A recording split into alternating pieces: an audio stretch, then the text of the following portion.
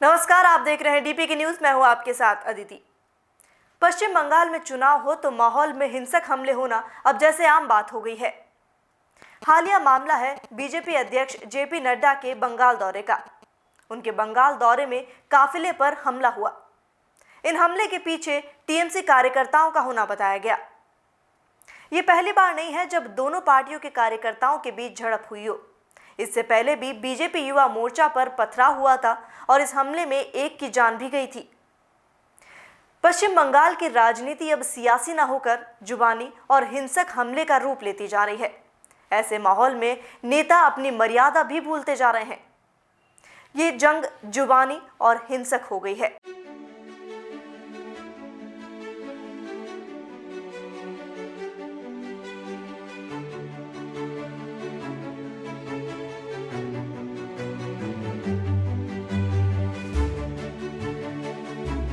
पश्चिम बंगाल में रैली पर हमला होना पश्चिम बंगाल की रैलियों पर हमला होना ये पहली बार नहीं है। इससे पहले आसनसोल के बाराबनी क्षेत्र में राज्य भाजपा की रैली के दौरान अचानक गोलाबारी हुई। पुलिस ने मौके से बम भी बरामद किए। वहीं 2 लोगों को अस्पताल पहुंचाया गया। वहीं कुछ समय पहले बंगाल में बीजेपी युवा मोर्चा ने उत्तर कन्या अभियान रैली निकाली, जिसमें कार्यकर्ताओं पर हुए हमलों में एक की मौत भी हुई। पश्चिम बंगाल की राजनीति अब सियासी न होकर जुबानी और हिंसक हमलों की तरफ रुख कर गई है। ऐसे माहौल में जुबानी जंग तेज हो गई है।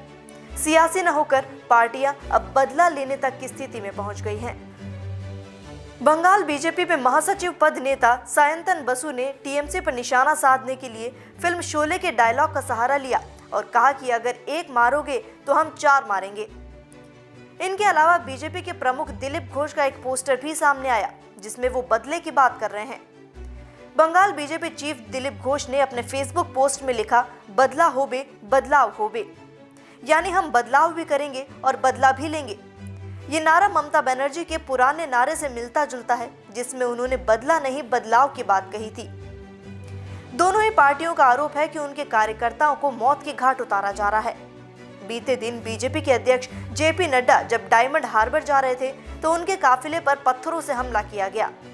बीजेपी का कहना है कि इस हमले में बीजेपी नेता कैलाश विजयवर्गीय को चोटें भी आई। Diamond harbour CM Mamata Banerjee के भतीजे और सांसद अभिषेक बनर्जी का संसदीय क्षेत्र है।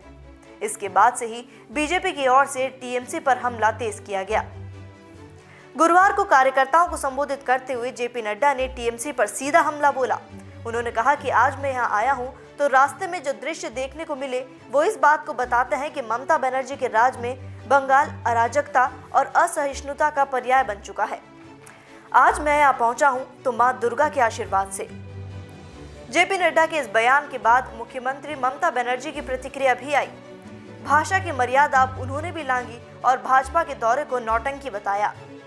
बनर्जी ने कहा कि भाजपा नेताओं के पास कोई काम नहीं है, उनके पास ऑडियंस नहीं होते तो ये हर बात का ठीकरा विपक्ष पर फोड़ते हैं। बनर्जी ने कहा, एक समय यहाँ गृह मंत्री आए थे, अब अन्य मौकों पर चड्डा नड्डा फड्डा आते रहते हैं। नड्डा के काफिले की कार पर हुए हमले के संदर्भ में ममता ने कहा कि आपके पास खुद के सुरक्षाकर्मी हैं तो कैसे कोई आपके ऊपर हमला कर सकता है। ममता ने कहा, राज्य की पुलिस पर निर्भर होने के बजाय आप केंद्रीय बलों के साथ चलते हैं। उन्होंने कहा, हो सकता है कि हमला पूर्व नियोजित हो। मैंने राज्य की पुलिस को जांच के आदेश दे दिए हैं। बंगाल में बीजेपी अध्यक्ष के काफिले पर हुए हमले के बाद दिल्ली से कोलकाता तक राजनीति गर्मा गई।